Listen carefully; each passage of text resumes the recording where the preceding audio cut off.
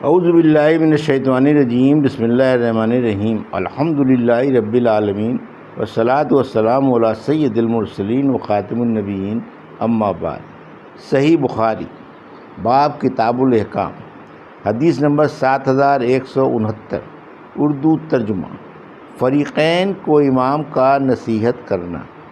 ہم سے عبداللہ بن مسلمہ نے بیان کیا، کہا ہم سے امام مالک نے، ان سے حشام نے، ان سے ان کے والد نے، ان سے زینب بنت ابی سلمہ نے، اور ان سے سلمہ رضی اللہ عنہا نے کہ رسول کریم صلی اللہ علیہ وسلم نے فرمایا، بلا شبہ میں ایک انسان ہوں، تم میرے پاس اپنے جھگڑے لاتے ہو، ممکن ہے تم میں سے بعض اپنے مقدمے کو پیش کرنے میں فریق ثانی کے مقابلے میں زیادہ چرب زبان ہو، اور میں تمہاری بات سن کر فیصلہ کر دوں، تو جس شخص کے لیے میں اس کے بھائی یعنی فریق مخالف کا کوئی حق دلا دوں، چاہیے کہ وہ اسے نہ لے، کیونکہ یہ آگ کا ایک ٹکڑا ہے جو میں اسے دیتا ہوں۔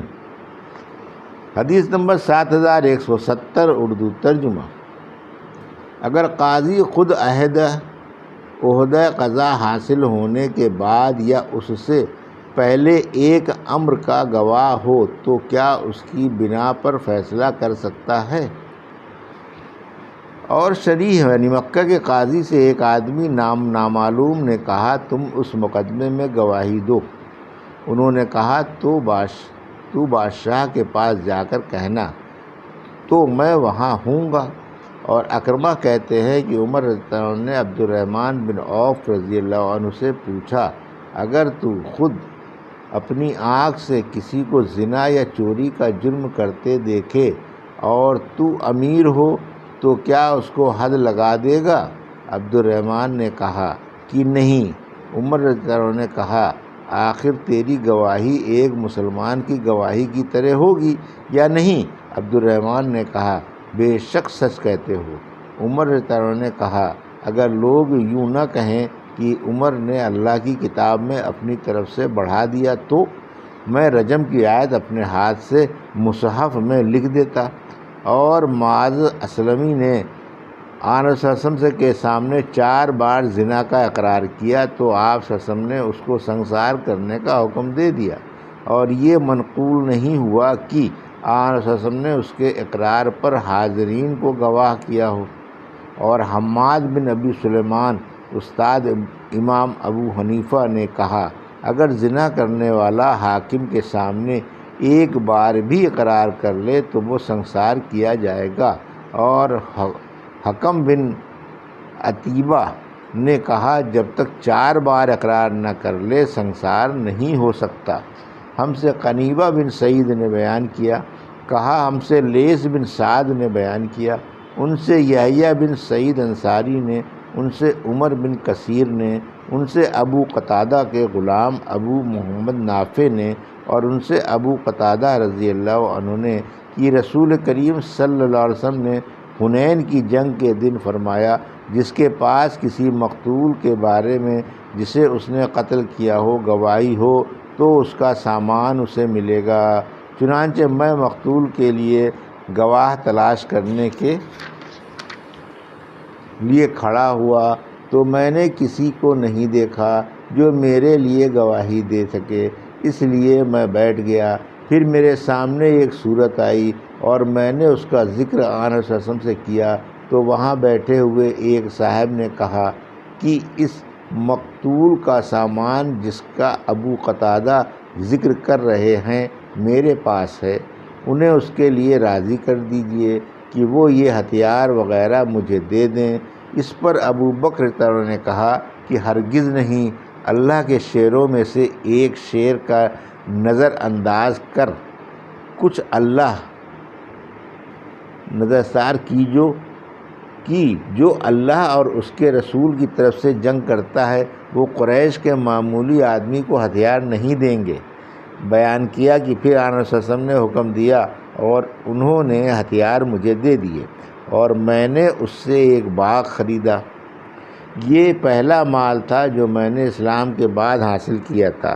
حضرت امام بخاری رحمۃ اللہ علیہ نے کہا، اور مجھ سے عبداللہ بن صالح نے بیان کیا، ان سے لیث بن سعد نے کی۔ پھر آن صلی اللہ علیہ وسلم کھڑے ہوئے اور مجھے وہ سامان دلا دیا، اور اہل حجاز، مالک وغیرہ نے کہا کہ حاکم کو صرف اپنے علم کی بنیاد پر فیصلہ کرنا درست نہیں ہے، خواہ وہ معاملے پر عہدہ قضا حاصل ہونے کے بعد گواہ ہوا ہو یا اس سے پہلے، اور اگر کسی فریق نے اس کے سامنے دوسروں کے لیے مجلس قضا میں کسی حق کا اقرار کیا تو بعض لوگوں کا خیال ہے کہ اس بنیاد پر وہ فیصلہ نہیں کرے گا، بلکہ 2 گواہوں کو بلا کر ان کے سامنے اقرار کرائے گا۔ اور بعض اہل عراق نے کہا ہے کہ جو کچھ قاضی نے عدالت میں دیکھا یا سنا اس کے مطابق فیصلہ کرے گا، لیکن جو کچھ عدالت کے باہر ہوگا اس کی بنیاد پر 2 گواہوں کے بغیر فیصلہ نہیں کر سکتا۔ اور انہی میں سے دوسرے لوگوں نے کہا کہ اس کی بنیاد پر فیصلہ کر سکتا ہے کیونکہ وہ امانت دار ہے۔ شہادت کا مقصد تو صرف حق کو جاننا ہے، پس قاضی کا ذاتی علم گواہی سے بڑھ کر ہے۔ اور بعض ان میں سے کہتے ہیں کہ اموال کے بارے میں تو اپنے علم کی بنیاد پر فیصلہ کرے گا اور اس کے سوا میں نہیں کرے گا۔ اور قاسم نے کہا کہ حاکم کے لیے درست نہیں کہ وہ کوئی فیصلہ صرف اپنے علم کی بنیاد پر کرے اور دوسرے کے علم کو نظر انداز کر دے، گو قاضی کا علم دوسرے کی گواہی سے بڑھ کر ہے۔ لیکن چونکہ عام مسلمانوں کی نظر میں اس صورت میں قاضی کے متہم ہونے کا خطرہ ہے اور مسلمانوں کو اس طرح بدگمانی میں مبتلا کرنا ہے، اور نبی کریم صلی اللہ علیہ وسلم نے بدگمانی کو ناپسند کیا تھا اور فرمایا تھا کہ یہ صفیہ میری بیوی ہیں۔ ہم سے عبدالعزیز بن عبداللہ نے بیان کیا، کہا ہم سے ابراہیم بن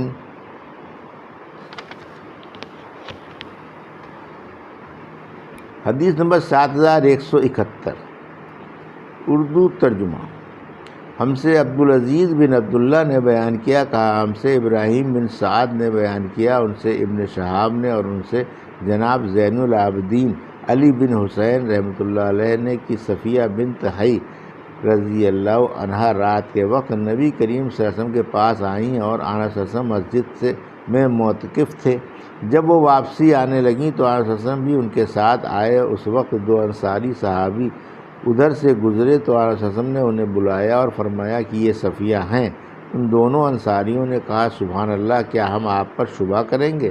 آن صلی اللہ علیہ وسلم نے فرمایا کہ شیطان انسان کے اندر اس طرح دوڑتا ہے جیسے خون دوڑتا ہے۔ اس کی روایت شعیب بن مسافر ابن ابی عتیق اور اسحاق بن یحییٰ نے زہری سے کی ہے، ان سے علی بن حسین نے اور ان سے صفیہ رضی اللہ عنہا نے نبی کریم صلی اللہ علیہ وسلم سے یہی واقعہ نقل کیا ہے۔ حدیث نمبر 7172 اردو ترجمہ۔ جب حاکم اعلیٰ 2 شخصوں کو کسی ایک جگہ ہی کا حاکم مقرر کرے تو انہیں یہ حکم دے کہ وہ مل کر رہیں اور ایک دوسرے کی مخالفت نہ کریں۔ ہم سے محمد بن بشار نے بیان کیا، کہا ہم سے عبد الملک بن عمر وقدی نے بیان کیا، ان سے شعبہ نے بیان کیا، ان سے سعید بن ابی بردہ نے بیان کیا کہ میں نے اپنے والد سے سنا، انہوں نے بیان کیا کہ نبی کریم صلی اللہ علیہ وسلم نے میرے والد ابو موسیٰ رضی اللہ عنہ اور معاذ بن جبل رضی اللہ عنہ کو یمن بھیجا اور ان سے فرمایا کہ آسانی پیدا کرنا اور تنگی نہ کرنا اور خوشخبری دینا اور نفرت نہ دلانا اور آپس میں اتفاق رکھنا۔ ابو موسیٰ رضی اللہ عنہ نے پوچھا کہ ہمارے ملک میں شہد کا نبید طبع بنایا جاتا ہے؟ آن صلی اللہ علیہ وسلم نے فرمایا کہ ہر نشاور چیز حرام ہے۔ نظر بن شمیل، ابو داؤد طیالسی، یزید بن ہارون اور وکیع نے شعبہ نے بیان کیا، ان سے سعید نے، ان سے ان کے والد نے، ان سے ان کے دادا نے نبی کریم صلی اللہ علیہ وسلم سے یہی حدیث نقل کی۔ یہ تھی صحیح بخاری باب کتاب الاحکام کی حدیث نمبر